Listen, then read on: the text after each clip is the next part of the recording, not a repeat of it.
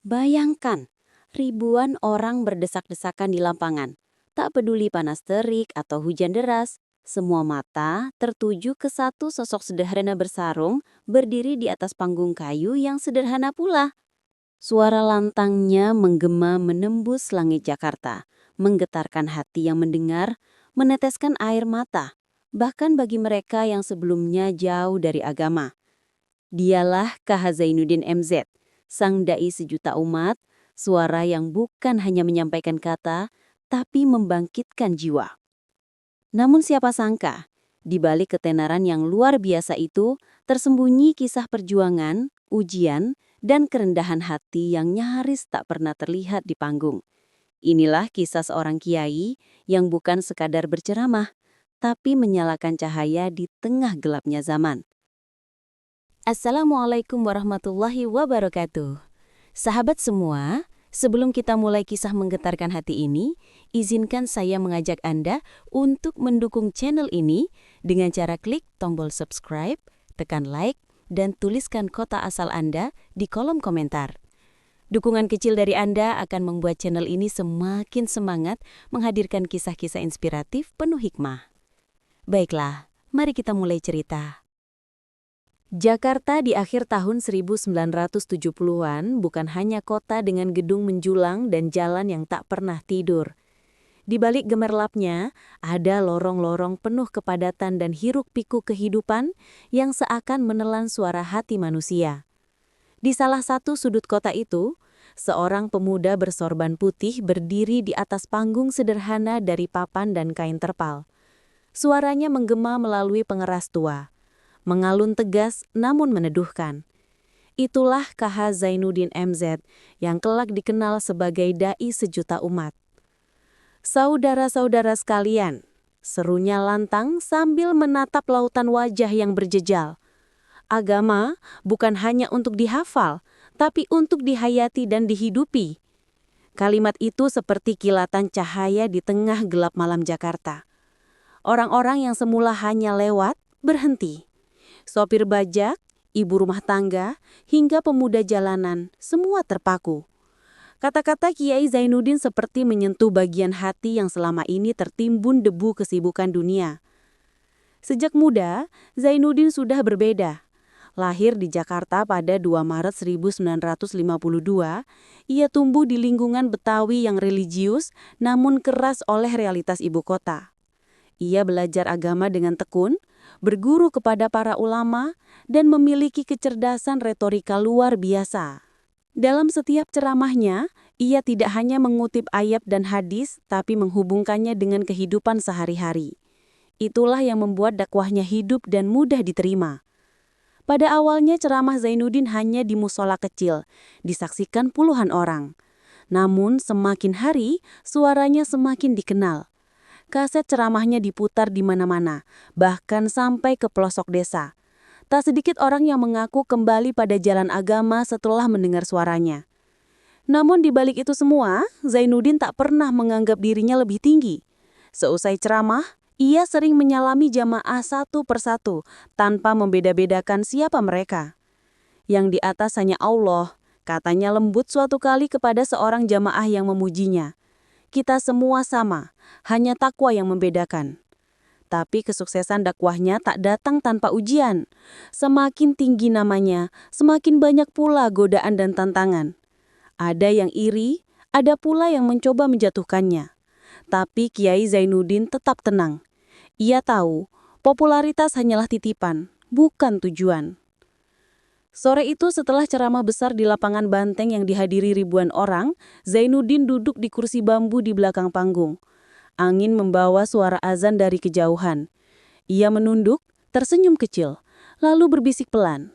Ya Allah, jika suara ini berguna bagimu, jaga ia tetap bersih dari kesombongan. Doa itu ternyata menjadi fondasi perjalanan hidup panjangnya. Perjalanan seorang dai yang kelak bukan hanya dikenal di mimbar, tapi juga di hati jutaan umat.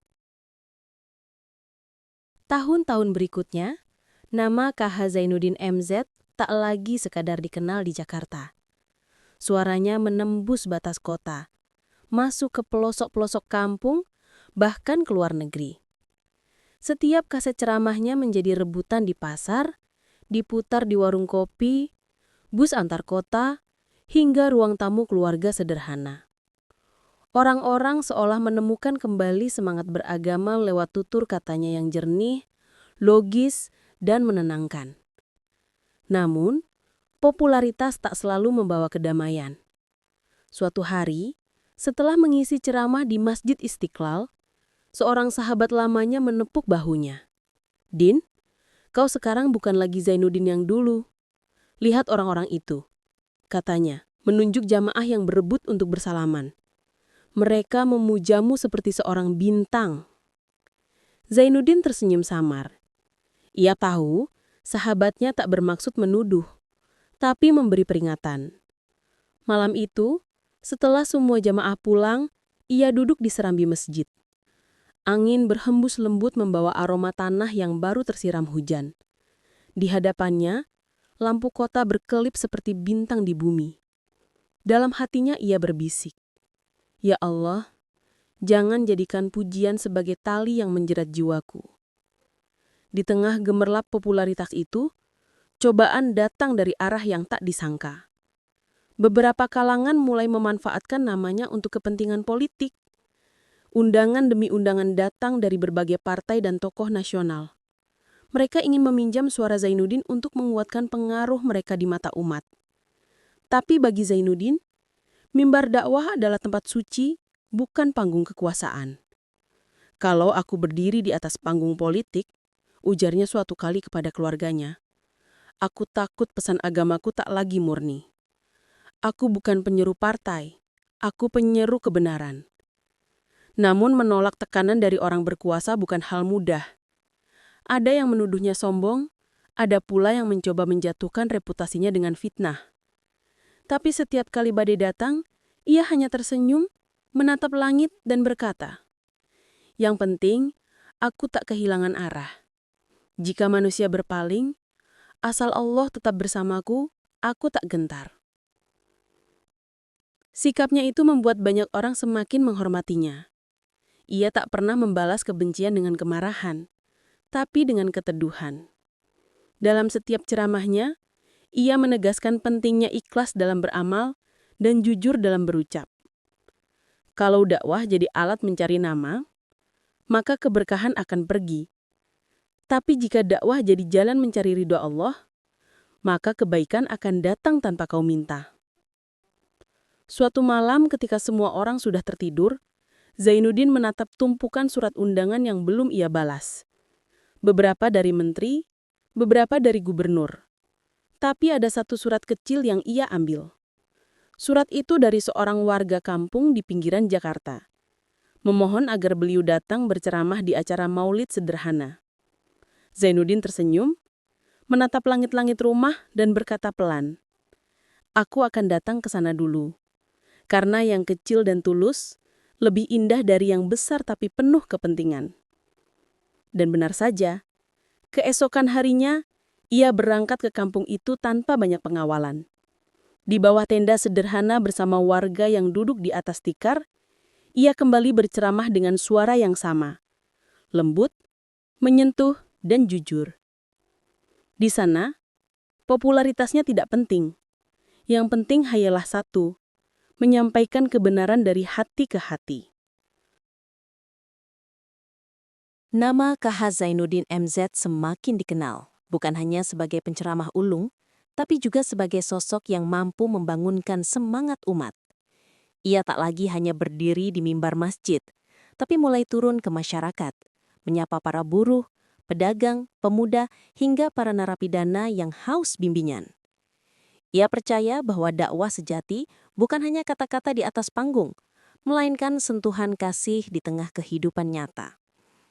Suatu sore, di sebuah pesantren kecil di pinggiran Jakarta Selatan, ia duduk bersama para santri muda. Di hadapan mereka, wajahnya teduh, suaranya perlahan namun dalam. "Kalian tahu, Nak, berdakwah itu seperti menyalakan lilin di tengah angin. Kadang api padam, kadang membara. Tapi tugas kita bukan menjaga besar kecilnya nyala, melainkan memastikan cahayanya tak pernah mati." Para santri terdiam, menyimak setiap kata.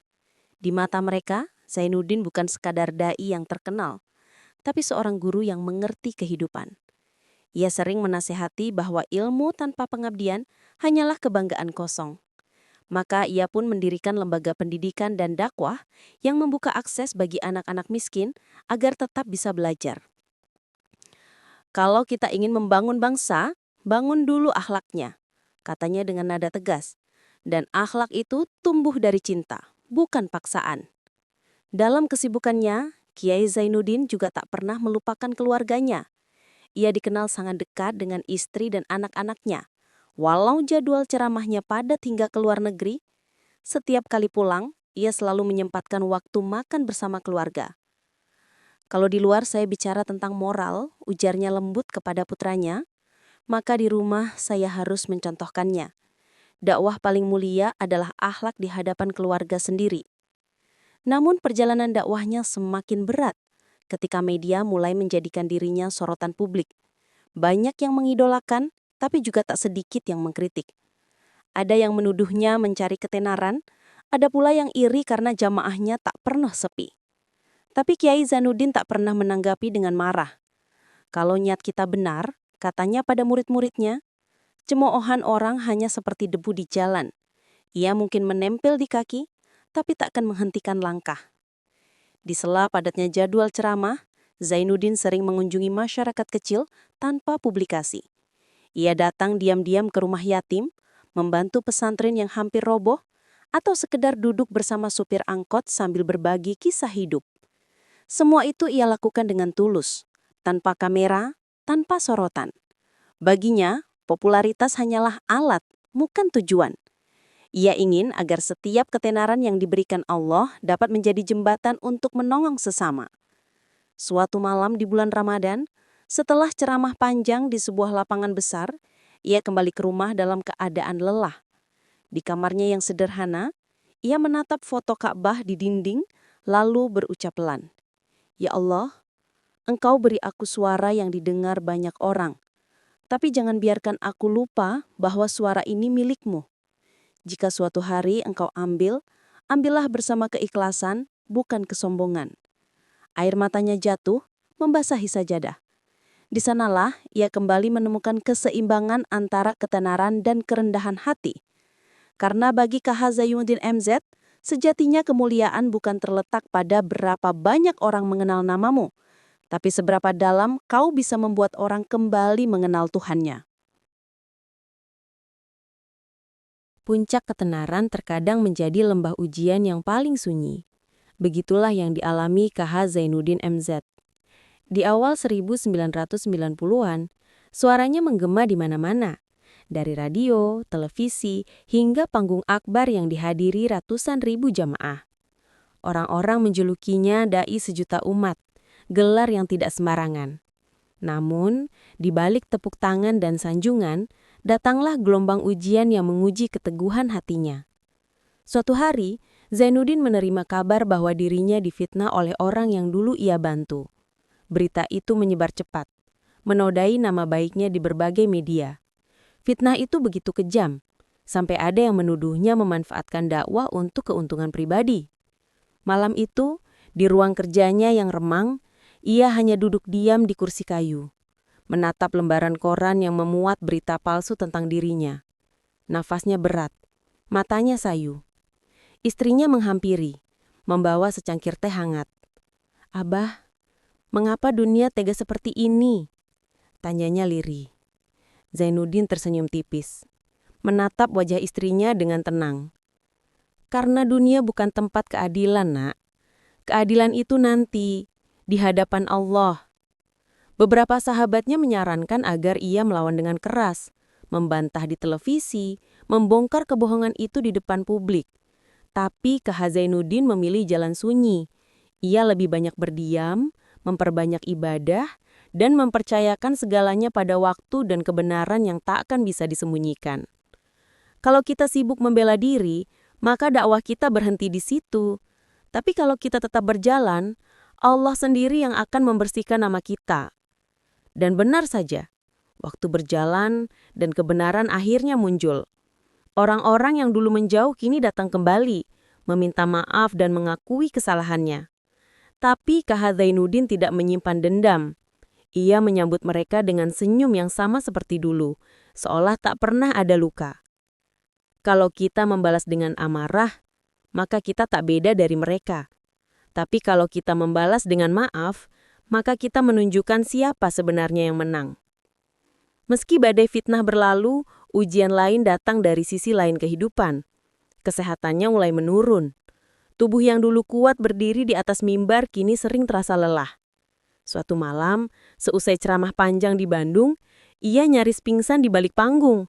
Santri dan panitia berlarian menghampiri, namun ia masih tersenyum dan berkata, "Tenang saja, kalau belum waktunya Allah tak akan memanggil." Malam itu, ia tetap menunaikan salat tahajud meski tubuhnya lemah. Suara doanya bergetar, tapi penuh ketulusan. "Ya Allah, aku tidak meminta panjang umur. Aku hanya ingin sisa nafasku tetap berguna untukmu." Keesokan harinya, meski dokter menyarankan istirahat total, ia tetap memenuhi jadwal dakwah. "Kalau lidah ini berhenti menyampaikan kebaikan, aku takut kelak di akhirat, lidah ini menjadi saksi bisu atas diamku." Ujian demi ujian justru membuat dirinya semakin matang, semakin rendah hati, dan semakin dekat dengan Tuhannya. Ia mengajarkan pada murid-muridnya bahwa popularitas itu seperti ombak. Ia bisa mengangkat, tapi juga bisa menghanyutkan. Dan hanya mereka yang berpegang pada keikhlasan yang mampu tetap berdiri di atasnya tanpa tenggelam. Malam-malam berikutnya, Zainuddin sering menatap langit Jakarta dari jendela rumahnya yang sederhana. Lampu-lampu kota berkelip, tapi di matanya, cahaya yang paling indah hanyalah dari masjid-masjid kecil di kampung, tempat ia dulu memulai dakwah dengan mimbar dari papan sederhana. Hari itu, langit Jakarta tampak mendung. Angin bertiup pelan, seolah membawa kabar yang akan menggetarkan hati jutaan orang. Di sebuah rumah sederhana di kawasan Kalibata, Kh. Zainuddin MZ duduk bersandar di kursi kayu. Tubuhnya tampak lemah, namun wajahnya tetap tenang. Di sekelilingnya, keluarga dan santri duduk dalam diam, hanya suara napas dan lantunan ayat suci yang terdengar mengisi ruang. "Abah capek?" tanya salah satu anaknya perlahan. Zainuddin tersenyum lembut. "Capek itu bagian dari tanda cinta Allah. Ia ingin kita kembali, dengan bekal yang cukup." Sejenak ia memejamkan mata. Dalam hening itu, kenangan melintas. Dari masa mudanya berdakwah di jalanan Jakarta, suara tawa para jamaah, hingga saat-saat ia difitnah namun memilih memaafkan. Semua seperti film panjang yang berputar dalam kepalanya. Namun di atas semuanya, yang paling ia syukuri adalah satu hal, bahwa hidupnya diisi untuk menyampaikan kebaikan. Menjelang maghrib, ia meminta wudhu. Tangan yang gemetar itu tetap kokoh menegakkan sholat. Setelah salam terakhir, ia berbisik lirih. "Ya Allah, hamba tak punya apa-apa selain suara ini. Jika Engkau terima, semoga ia terus menjadi cahaya bagi umat meski jasad ini tiada." Malam itu tubuhnya semakin lemah. Keluarga memanggil dokter, tapi ia hanya tersenyum dan berucap pelan, "Tidak usah panik, setiap orang punya waktunya. Yang penting, jangan berhenti berbuat baik meski aku sudah tak ada." Beberapa hari kemudian, kabar duka itu pun menyebar. Kh. Zainuddin MZ wafat. Indonesia seakan kehilangan suara yang selama puluhan tahun menuntun umatnya. Ribuan orang datang melayat dari berbagai daerah. Pejabat, rakyat kecil, santri, dan bahkan mereka yang dulu pernah berseberangan. Mereka semua berdiri dalam haru, menyadari betapa dalam jejak yang telah ia tinggalkan. Di antara kerumunan itu, seorang pemuda menatap ke langit sambil berkata, "Kiai mungkin sudah tiada, tapi suaranya masih ada di hati kami." Benar saja, meski raga Kiai Zainuddin telah kembali kepada Sang Halik, semangat dan pesan dakwahnya tetap hidup. Kaset-kaset ceramahnya masih berputar di rumah-rumah, suaranya masih menggema di radio dan televisi. Bahkan di era digital pun, jutaan orang masih menonton dan meresapi pesannya. Ia telah menjadi contoh nyata bahwa kekuatan dakwah bukan terletak pada seberapa tinggi panggung, tapi seberapa tulus niat di baliknya. Kalau kau ingin berpengaruh, jangan cari pengikut, tapi bangun keikhlasan. Karena pengikut bisa pergi, tapi keikhlasan akan tinggal bersama amalmu sampai akhirat. Tahun demi tahun berlalu tapi kisah hidupnya tak pernah pudar. Nama KH Zainuddin MZ tetap disebut dengan rasa hormat. Bukan hanya karena kepiawaiannya berdakwah, namun karena hatinya yang selalu bersih dalam mengabdi. Ia telah menunjukkan bahwa ilmu yang disampaikan dengan cinta akan lebih kekal dari tinta, dan suara yang keluar dari keikhlasan akan terus menggema melampaui batas waktu. Di akhir kisah ini, ada satu pesan yang seolah diwariskan dari beliau untuk kita semua. Berjuanglah di jalan Allah bukan untuk dikenang, tapi agar kebaikan tak pernah berhenti. Karena sesungguhnya, manusia akan mati, tapi kebaikan tak pernah padam. Dan begitulah meski KH Zainuddin MZ telah tiada, cahayanya tetap hidup. Ia adalah bukti bahwa dakwah sejati bukan sekedar ucapan. Ia adalah nyala kehidupan yang terus menghidupi hati manusia dari masa ke masa.